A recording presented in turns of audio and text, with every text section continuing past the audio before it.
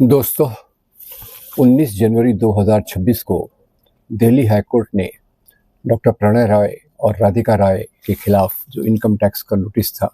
उसको क्वैश कर दिया, उसको खारिज कर दिया। अब ये इसके कॉम्पेंसेशन में उनको 1-1 लाख रुपया भी दिया गया है कि जो उनको इस इनकम टैक्स के नोटिस के कारण तकलीफ हुई, उसके लिए उनको 1 लाख का कॉम्पेंसेशन भी दिया गया है। अब ये काफ़ी समझने की बात है कि मीडिया को दबाने के लिए क्या-क्या चालें चली गई है और जो कॉर्पोरेट मीडिया है, टेलीविज़न मीडिया है, इस पर लगातार सरकार अलग-अलग प्रकार की बंदिशें डाल रही है और दूसरी तरफ से जो मीडिया कॉर्पोरेट घरानों ने खरीद लिया है, वो ज़्यादातर सरकार की भाषा में ही बोलते रहते हैं। उनका उद्देश्य यही है कि सरकार की तारीफ़ करें और विपक्ष की आलोचना करें। वास्तव में मीडिया का रोल एक डेमोक्रेसी में, लोकतंत्र में चौथे स्तंभ के आधार सरीका होता है,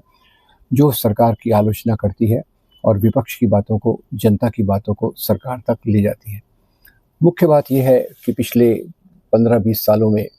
जो टेलीविज़न मीडिया है और जो बड़े न्यूज़पेपर्स हैं, वो कॉर्पोरेट घरानों के तबके में आ गए हैं और इस कारण से सरकार की जो आवाज़ है और जो आवाज़ ज़्यादातर लोकतंत्र के मूल्यों के खिलाफ है, उसको एक बहुत बड़ा प्रोजेक्शन मिलता है, एक बहुत बड़ा ब्रॉडकास्ट मिलता है देश भर में और जो जनता की आवाज़ है, विपक्ष की आवाज़ है, उसको दबाने की पूरी कोशिश की जाती है। तो अब ये प्रणय रॉय, राधिका रॉय के एनडीटीवी के केस के मामले में तो ये स्पष्ट हो गया है और इसी के साथ-साथ हमें ये भी याद रखना है कि यहाँ जो बड़े एक नामी-गिरामी पत्रकार थे एनडीटीवी में, जिन्हें मैग्सेसे अवार्ड भी मिला है, रवीश कुमार, उन पर भी बंदिशें लाने की कोशिश की गई और बाद में जब अडानी ने इस एनडीटीवी को खरीद लिया तो उनको एनडीटीवी खुद का एनडीटीवी छोड़कर खुद का चैनल बनाना पड़ा।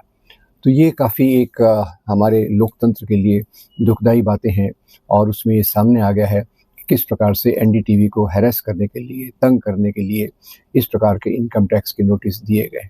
उम्मीद करते हैं कि इस प्रकार की घटनाएं फिर से न हो, ताकि हमारी पत्रकारिता, जो उसको अभी आजकल गोदी मीडिया कह रहे हैं, वो गोद से निकलकर एक स्वतंत्र पत्रकारिता की हैसियत से जो उसका काम है वो निष्पक्ष रूप से करे, ताकि देश में सही आवाज़ें उठें और देश की नीतियाँ सही हों। धन्यवाद।